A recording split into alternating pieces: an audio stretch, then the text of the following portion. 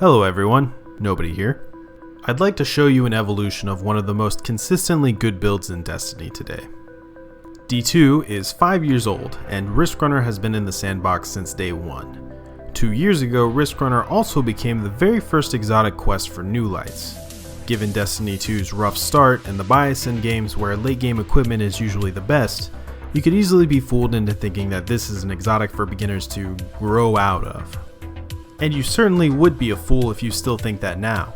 Throw that idea in the trash because Riskrunner is the OG, goated, quirked up, eternally angry exotic weapon. It has one job, red bar and major ad clear, and it is the best at this job. A quick refresher on Riskrunner. Riskrunner is an ARC 900 RPM SMG. It has an exotic catalyst, but it's just a stat boost of 30 range, so that isn't a big deal. What is a big deal is Arc Conductor. Anytime you take arc damage from any source, while Riskrunner is equipped or stowed, you will gain damage resistance and activate Superconductor, which makes your bullets chain lightning and return ammo directly to the magazine. Simple, but ridiculously potent and surprisingly reliable to activate. All enemy races in the game have some arc damage component. Fallen use it everywhere. High Thrall melees count as arc, in addition to Wizard Blasts, Boomers, and Cursed Thrall explosions. Vex Fanatics drop arc pools when they explode. Cabal shotguns are arc. Scorn Abominations, Captain's Launchers, and Screebs, they all deal arc too. But honestly, none of that matters, because any arc damage includes self-damage.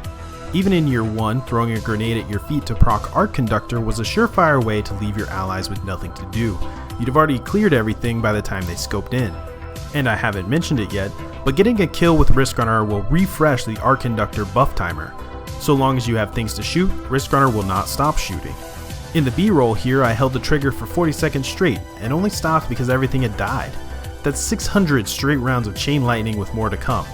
Thunderlord is worse than Riskrunner when it comes to ad clear. So that's where this build starts. In Arc 3.0, grenades are pretty good on both Titans and Warlocks, so you don't want to waste them on yourself. But Arc Hunter is mostly about melee, and there's an opportunity here.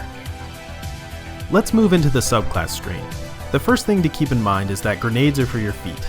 Not all of the grenades will deal self-damage, but there are options. Storm grenades will knock your teeth in if you aren't careful and take a moment, and flashbangs, blind you. But pulse grenades do self-damage only on the initial bursts, and only a little at that. They're perfect for getting Riskrunner going. Next is the flow state aspect. Riskrunner Chain Lightning does not count as Jolt, but you will be amplified anyway by the Arc multi-kills. You can count on being amplified, so this aspect's reload speed and dodge buffs will be on call. You'll get 2 fragment slots from it, so fill those with Spark of Discharge for ionic traces on Arc weapon kills, and Spark of Amplitude for orbs on multi-kill while amplified. Slot a Siphon mod into your helmet, and you'll be swimming in goodies after clearing a pack of enemies. So here's the game plan. When you see enemies spawn in, throw a grenade at your feet to activate Arc Conductor. Now that you have infinite ammo and chain lightning rounds, hold the trigger until everything is dead. You'll receive ionic traces and orbs in return, which means you'll have your grenade ready when you need it next, especially if you have solar leg armor slotted with Innervation. This is how the build has worked for a long time, and it still mows through content. If you're a new light and you don't have any gear, this alone is enough to reach endgame. You can stop watching here, get everything I've mentioned so far with no RNG, and then come back later. For everyone else, let's talk subclass some more. Riskrunner's job is major and ad clear, so we need to prep for the boss damage and champion clear jobs. The answer comes from your melees. Go back to subclass, slot in Gambler's Dodge, Combination Blow, and Lethal Current.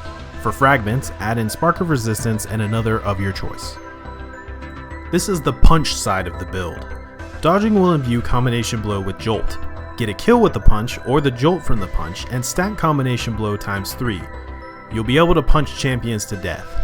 Use a 1-2 punch shotgun such as the craftable Ragnil D, and this works up to Master Nightfalls. It certainly won't falter in raids either. That's before armor exotics or mods, so let's tackle them next. There are 3 main exotic armor choices. Wormhusk Crown is a reliable source of healing thanks to Combination Blow refreshing your dodge.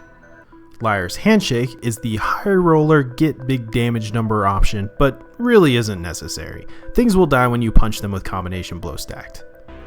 Assassin's Cowl is the "I'm going to solo this activity for fun while healing and invisible" option, and is my preference. The healing and invisibility from melees and finishers is just the kind of safety net this build needs. So now the game plan from before expands. You now have the option to hold off on Riskrunner if you see a beefy target coming and punch it instead. Riskrunner's damage resistance persists even when stowed, and Spark of Resistance will stack on top of it, so you'll be able to reliably close the gap and trigger more healing through melee kills on the way.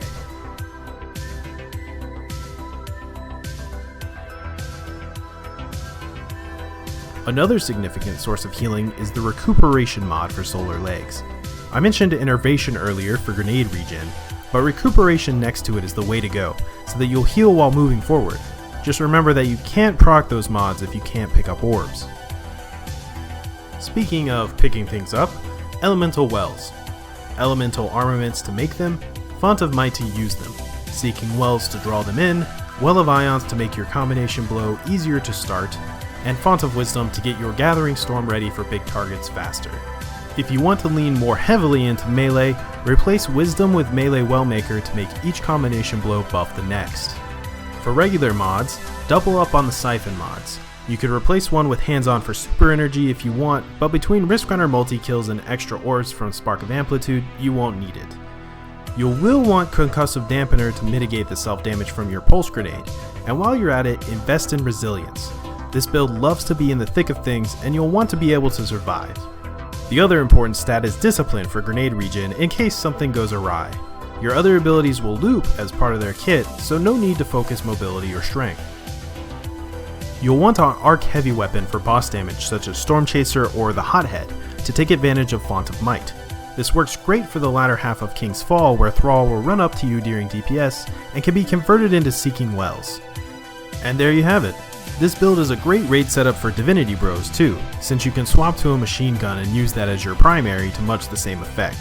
Just toss your Gathering Storm and debuff away for damage phases. I've left the dim build link in the description. The rest of this video will be Riskrunner ASMR. See you around.